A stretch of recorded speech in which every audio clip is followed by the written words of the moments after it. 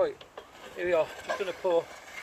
Yes, it's a small compactor plate, but that's not a problem. I'm going to get down here. I'm going to explain this because I get a few comments sometimes saying I don't explain in detail what I'm doing. Well, look, we're going to be putting a patio over this area.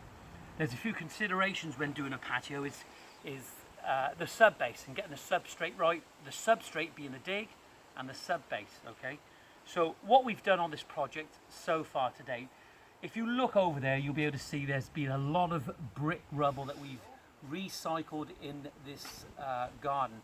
But when you look at that brick rubble, we've actually broke it down to as much as possible to small bits. Okay, the smaller you get it, the better it is. We've dug off a good area. We've gone down quite deep.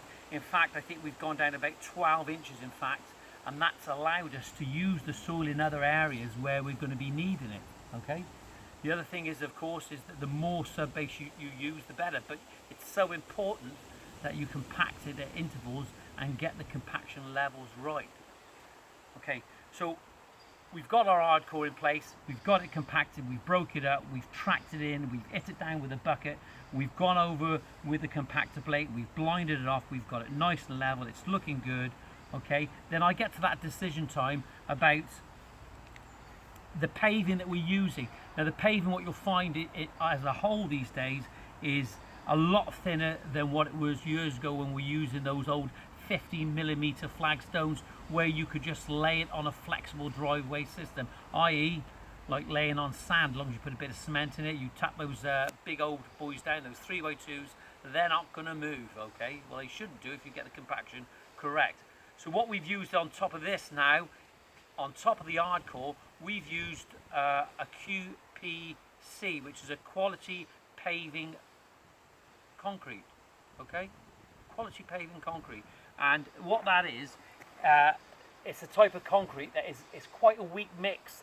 The ratio of aggregate to cement, there's a lot more aggregate. You could go up to literally 18:1, and years ago doing civils on road builds, I've seen it as much as 150:1. And you're going to say to yourself, that's crazy, 150:1, what's the benefit of it? Well, I'll tell you what the benefit of it is, that if you're using an MOT sub base with the thin paving that we're using these days, there's always a likelihood with any sort of paving that the sub base, the MOT, okay, is going to move. Okay, it can be disturbed by change, like the change of how the ground, the geology of the areas, it can move. It's as simple as that. It can move. But what the QPC is, the quality paving concrete, is used for rigid paving systems where you generally have a high density of traffic in that area. Okay, we're not going to have loads and loads of people like hordes walking over this patio. It's going to be used for a family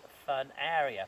But what it's going to have a rigid paving system. So what we've done, we've put 4 inches or 5 inches, sometimes 6 inches of places to make sure you get those horizons level. You should normally have about 4 inches compacted sub base with a patio for a pedestrian area. But we've made it up. We've gone that extra mile, and it makes me feel better knowing that when I leave the project, when it's completed, that you ain't going to have any movement. And if you are going to have any movement, it will just be a slab possibly, and we can deal with that. We don't want to be dealing with the sub base when we're finished. So what we have here, we have probably about 6 to 8 inches of recycled rubble. We've compacted that severely, really gone through it. Then we've got 4 to 5, maybe 6 inches of this lean mix. In this case, we've probably got about about an 18:1 mix. I haven't gauged it exactly because we don't need to, because this is probably excessive for some people. But for me, it works perfectly, right? We've got this area compacted now. We've got the foundation in on that side. We're going to have to make this area up on this part over here. Okay, but what we'll be doing, we'll be putting adequate drainage systems behind this retaining wall. Also, as you can see, as we've come up in level, we've got the foundation coming on that side, ready for the retaining wall. That's going to retain that side of the garden. So if you want to know a little bit more about rigid paving systems, I think it's definitely the way forward, is you can drop me an email at info@greentoplandscapes.co.uk, or you can just go straight to the website www.greentoplandscapes.co.uk, or you can just give us a ring in the office. you can find the telephone number on the website.